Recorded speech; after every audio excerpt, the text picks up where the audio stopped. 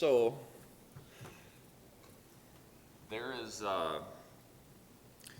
three things that I hate preaching on. I shouldn't say hate. I don't like the word hate, but I don't like preaching on.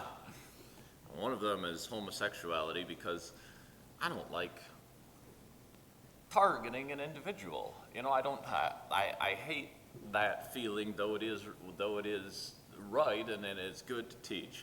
And I don't like teaching on divorce, because I don't like, singling out anyone or anything like that. And I just don't like teaching. And there's one other topic I'm not even going to say because I don't like it. But I do have to teach Jesus going through divorce today, and I was like, man,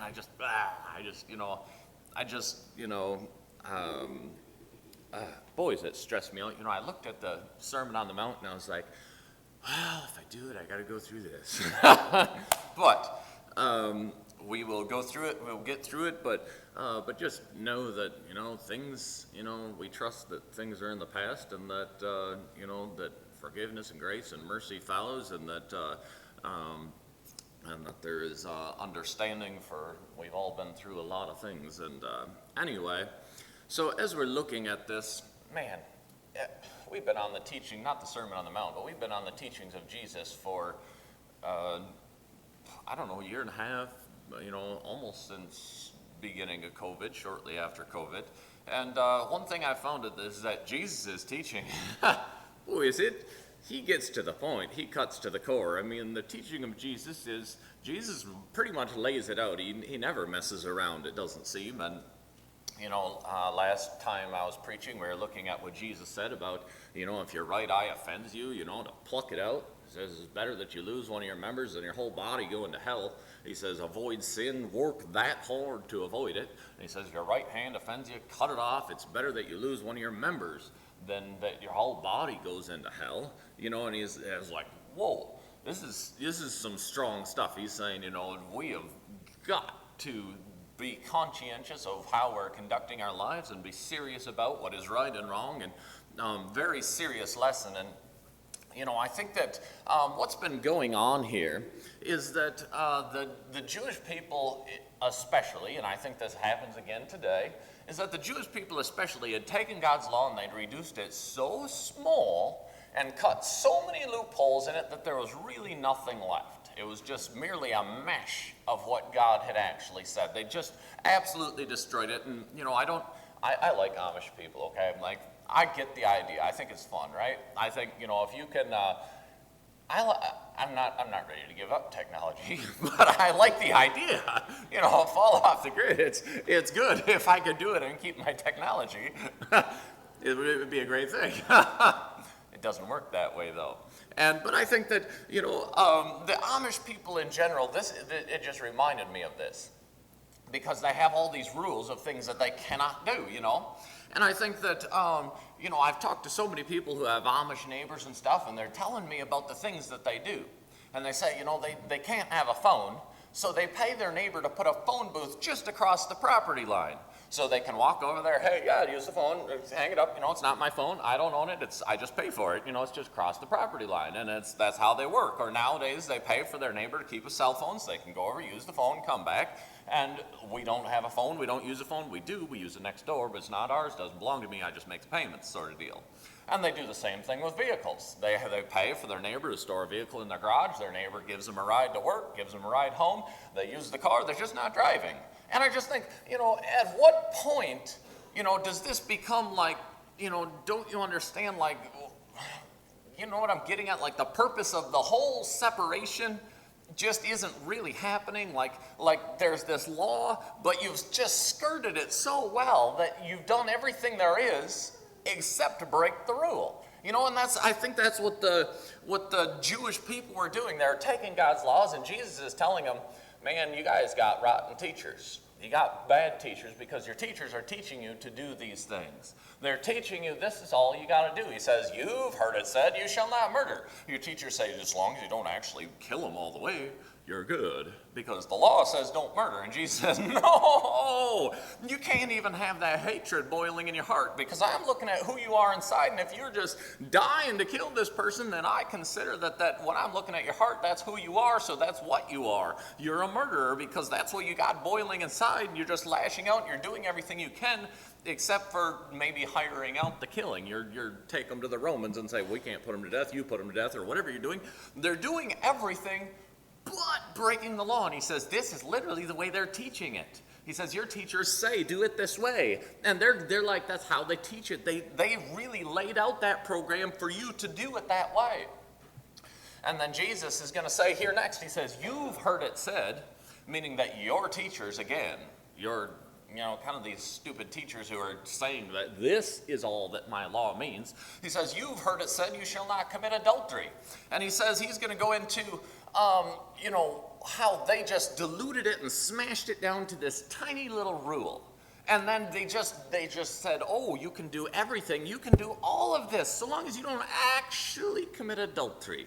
And how they just ruined this. And I think, going back to finish my point about the Amish, I just think, so what if, this old Amish guy came back from, say, 50 or 100 years ago. And he comes into the Amish community, and now I've heard people say that a lot of them are now using, gas-powered rototillers behind a horse so that they can plow more land, do more work, and technically still using a horse. And there, you look at this and you think, at what point do you just hitch the horse to the back of the tractor and say, so long as we got a horse with, And what point, you meet some of these Amish and you think, I don't know if it's Amish. I don't, how are you guys, I feel like you guys are getting picked up in a truck and you're going and doing these construction jobs with someone else's tools that are not yours, but you just work. There's really, because the life consists the same as us, just because you go home and you don't have electricity in the house, presumably, I think that you just took the law and you just did everything but break it. And that doesn't, at some point, if this old Amish guy came back, he would say, you've heard it said, you should not have these things. But I say to you, if you're doing all the things and you're using all the things and you're partaking in all the things, then your teachers are bad, and there's no separation anymore. And this is what Jesus says. Jesus says, I'm coming here and I'm telling you that your teachers have just taken my word and they've taken my law and they've said, so this is all you can't do, but we're going to permit everything connected to it, and we're still good. And Jesus is going to say, that is not the way. He's going to say, don't teach my laws as being breakable, bendable, twistable, stretchable, just tear them apart. He's going to say, my law was meant to be my law, and don't do this to it. He's going to say, don't mess it up. It's the same as going across the property line to use a phone. He's going to say, no, your teachers are not willing to teach my law the way my law is. And he says, people need to teach my law how it is, and what it is what it is, and you can't stretch it, bend it, and make holes in it. And he's going to say, this is how it is. So he says here in verse 27 of Matthew 5, he says, you have heard it said, you shall not commit adultery. And he says, when he says you have heard it said, he's once again saying that your teachers are only telling you this little bitty part that you can't do. But he says, I say to you that everyone who looks on a woman to lust after her in his heart has already committed adultery with her in his heart. He says, if you're sitting there and you're looking at a woman or a man or whatever, and you're just boiling up with lust and you're thinking it, he says, I'm looking at the heart and what's going on inside, and I'm calling you out as an adulterer, because that's who you are down in there. He says, down in there, he says, just because you're not doing the act, he says, your teachers are telling you, well, it's okay, so long as you don't actually do the act. They're saying there's approval for everything around here, and he's saying, I'm saying there's not. He's saying, I'm saying when I said don't commit adultery, it means live in a pure heart and hold true to exactly what my law says. He's saying, I'm saying it's solid and it's fixed and there's no room for stretching and bending, or you are an adulterer, because that's who you are inside. That's what's going on inside your heart. And here going into verse 31, so last week we covered 29 and 30 about, if your right eye offends you, pluck it out, or if your right hand offends you, cut it off. And there's portions about adultery above and below this passage, and I actually prepared this message to preach it first, and then I was like, I don't want to preach that message, so I was like, I'll put it off a week. And I preached on 29 and 30 last week, and then I came back and I was like, maybe I can preach on something from conference this week, and I was like, no, I'm just going to get it done. But Jesus here in verse 31 is going to go into divorce and remarriage. And he's going to be talking about how they've really stretched his rules, and they've taught this permissive nature all the way around his law, so that they're not really teaching what he wants taught. They're teaching that you can do anything but the one little rule right in the middle. So he says, it was, in verse 31, he says, it was also said, meaning, this is how your teachers teach it. They don't tell you the truth. They don't lay it out for you. And I would have to say, honestly, I'll get into that. But honestly, I've never heard someone really teach through this. And I think, that's for good reason, because teachers don't like teaching through this. They don't like saying what needs to be said. They don't like teaching things how it is. And I understand, because I hate it too. And so he's saying, you've also heard this said. You've also heard them just cut a lot of holes in my rules and laws. He says, you've also heard it said that this is all that needs to happen, meaning that your teachers are pretty lousy, honestly, to be truthful. And he says, you've also heard it said, whoever divorces his wife, let him give her a certificate of divorce. And so in Matthew 19, verse 3, Jesus explains exactly this scenario. And he says, this is the attitude, because this is how the teachers teach in their synagogues and churches. He says in Matthew 19:3, it says, a Pharisee came up to Jesus, testing him, and said, is it lawful to divorce one's wife for any reason?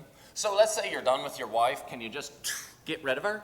And Jesus says to him, have you not read the scriptures that say that God has created them both male and female, and that a man shall leave his father and mother and hold fast to his wife, and the two shall become one flesh? And he says, therefore they are no longer two, but they are one. And what God has joined together, do not let man separate.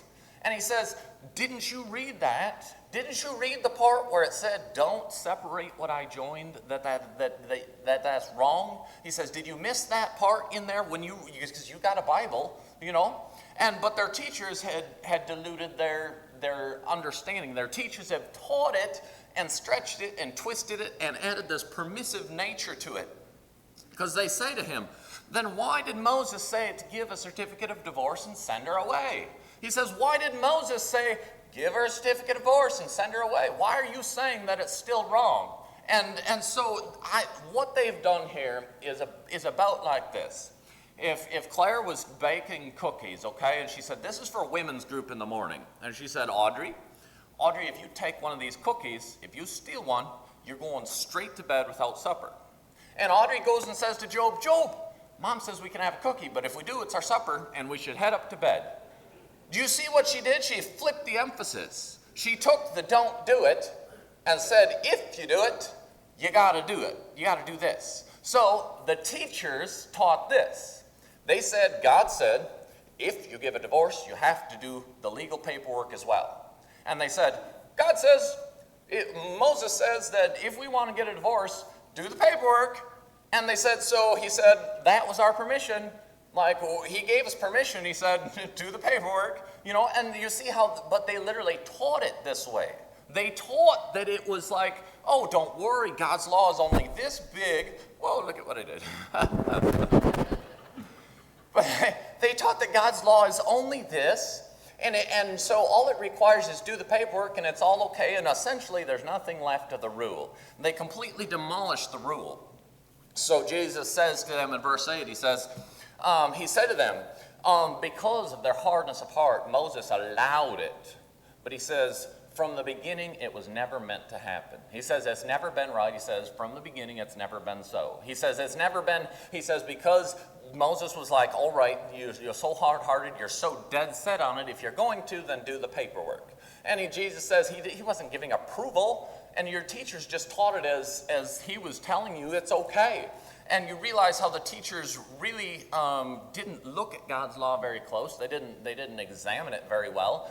They taught it, honestly, probably they were very tempted to teach it that way because it's a lot easier and it's a lot more forgiveness and a lot more room, a lot more wiggle room, and a lot less restrictions, and a lot less, is like, we're such good people, even though we don't actually keep any rules at all. That was essentially, it seems like their standard of teaching was almost no standard at all. So Jesus says in verse 9 here, he continues and he says, whoever divorces his wife except for sexual immorality, he says, and marries another commits adultery.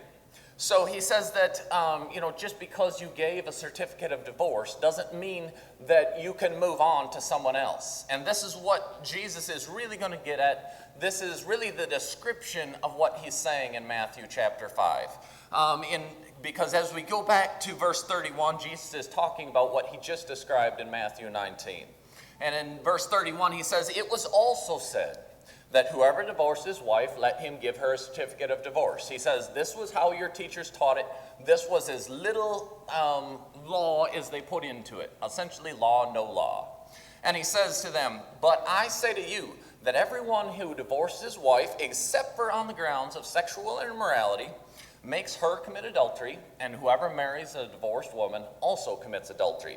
And he says it doesn't free you. He says you can't just be like, okay, I don't want to commit adultery, so I'm just going to give her a certificate of divorce so that I can take this woman instead, because that's what they were doing. They're like, well, this avoids the whole issue, and they dressed it up how they wanted to, and they weren't willing to look at his laws. And Jesus says, my law is just this straight. This is it. You cannot be doing this. He says it's not right, and he says that your teachers have taken this and twisted it and made permission where there's not permission, and said it's okay when it's not okay. And this is why it's so difficult for me to teach this, because I've heard this taught a lot of times and never taught the way that Jesus says it here. I've sat in many messages where it was actually just the opposite, where they took it and flipped it upside down, and it wasn't taught this way. So I feel like, sometimes I feel like I stand in a very small majority to teach it this way, and I think, I got to be the bad guy. What a horrible thing for me to have to do. But I think I kind of relate to what Paul says in 1 Corinthians 7:10. He says, to the married, I give this charge, not me, but God. He says, it's not me. Don't look at me. He says, this isn't something I'm making up. He says, this is God's law. He says, this is God's law, unaltered, unchanged, untwisted. He says, I didn't make this up. He says, this is what God's law actually says. He says, to the married, I give this charge, not me, but God. He says that, the wife should not separate from her husband. And he says, but if she does, she must remain unmarried or marry the same husband again. And she says, and the husband shall not separate from his wife. He says it's cold cut. He says it's clear. He says, I didn't make this up. He says, if you actually look at God's law, this is God's law. He says, there's not like wiggle room in here. He says, I didn't make it up. He says, I'm not coming up with it. Don't shoot the messenger. He says, God said this, and this is what his law says. And, I think that here, once again, I've felt sick for months thinking about teaching this, and I think that I would rather, I think honestly, if I were to teach this in a lot of churches, it would empty it pretty quick. It really would. It's not the way to grow a church. It's not. It's not a likable thing, but someday I'll stand before God and I'll answer to whether or not I was the teacher who people heard it said and reduced his law and made it lesser than it is.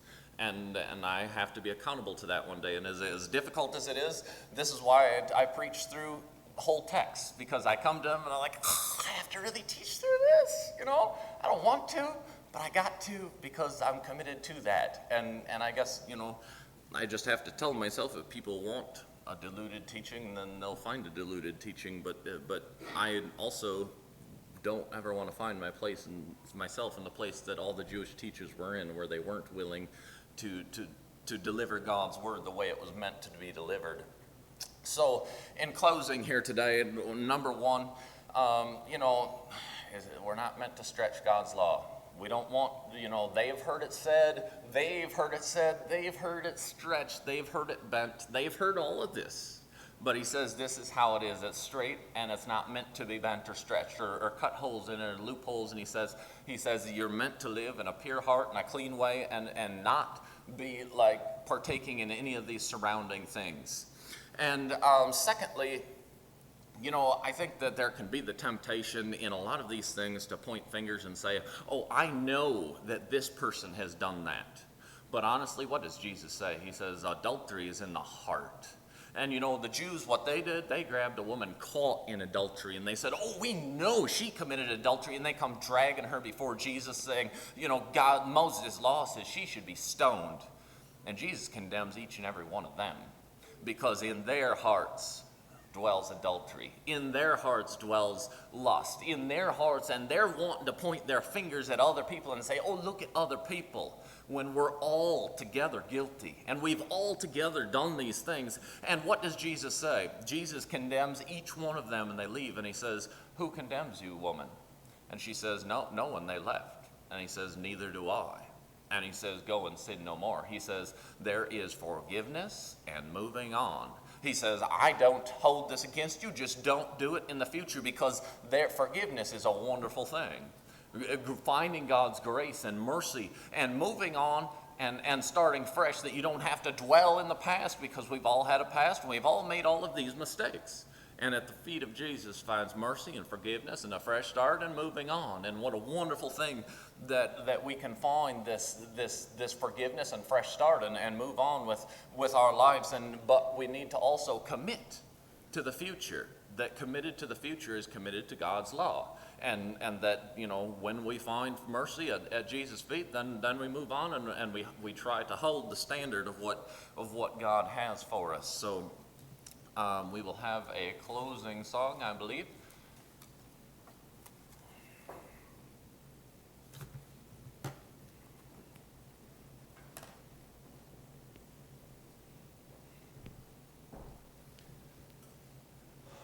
Go ahead and be standing as we sing our closing song.